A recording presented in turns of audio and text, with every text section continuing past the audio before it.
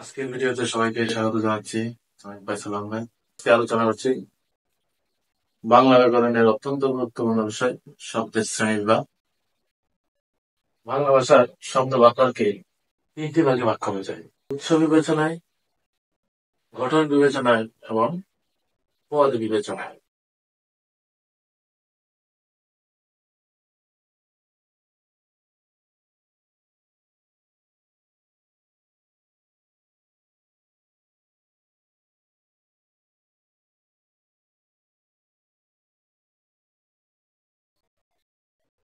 বাংলা ভাষার শব্দ ভাণ্ডারকে তিনটি ভাগে ভাগ করা যায়: উৎস বিবেচনায় শব্দ, গঠন বিবেচনায় শব্দের শ্রেণীবিভাগ এবং পদ বিবেচনায় শব্দের শ্রেণীবিভাগ।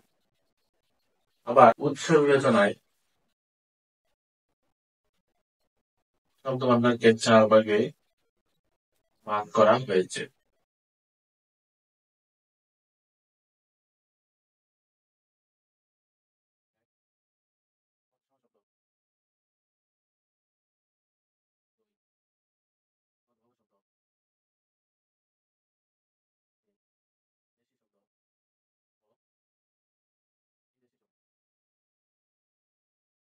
তৎসম শব্দ, তদ্ভব শব্দ, দেশি শব্দ ও বিদেশি শব্দ।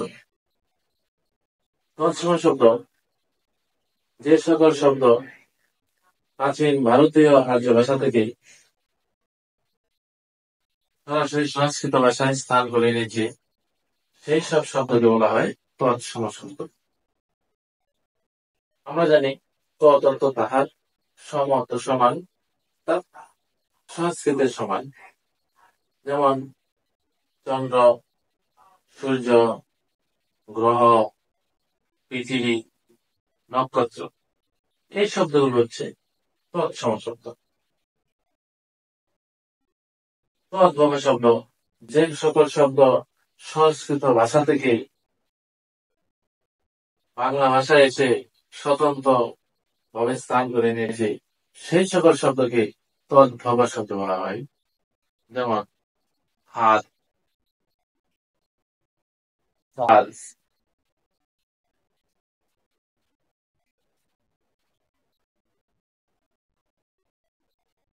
চাপ, গুড়া, ওই সকল শব্দকে তদ্ভব শব্দ বলা হয়। এছাড়াও রয়েছে দেশি শব্দ। আমরা জানি প্রাচীন প্রাচীন আদিবাসীদের ভাষা থেকে যে সকল শব্দ বাংলা ভাষায় এসে স্থান করে নিয়েছে, সেই সকল শব্দকে দেশি শব্দ বলে। যেমন ঢাব, ডিঙ্গা, চুলা, উপর, ওই সকল শব্দগুলো হচ্ছে দেশি শব্দ। বিদেশি শব্দ, বিদেশি শব্দ অর্থাৎ বাংলাদেশের সাথে বিদেশিদের সাথে এই বাংলা ভাষাভাষী লোকজনের সাক্ষাতে এবং বিভিন্ন ব্যবসা বাণিজ্য ভাব আদান প্রদানে যে শব্দগুলো বাংলা ভাষায় স্থান করে নিয়েছে, সেই সকল শব্দকে বিদেশি শব্দ বলে। তার মধ্যে উল্লেখযোগ্য রয়েছে আরবি ভাষার শব্দ, ফার্সি ভাষার শব্দ,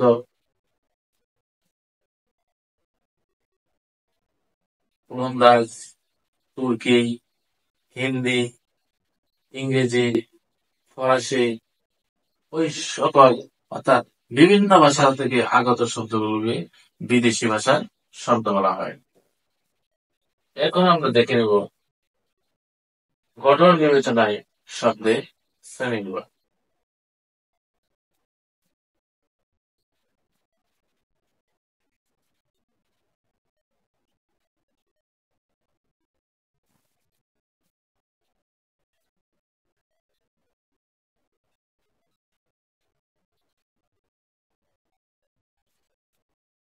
গঠন বিবেচনায় শব্দের শ্রেণীবিভাগ।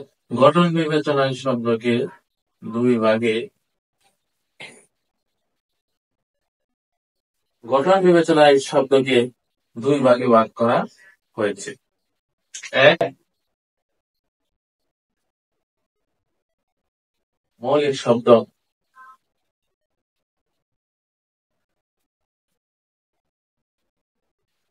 দুই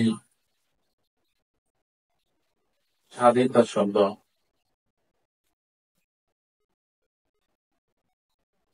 অর্থাৎ গঠন বিবেচনায় শব্দকে দুই ভাগে ভাগ করা হয়েছে।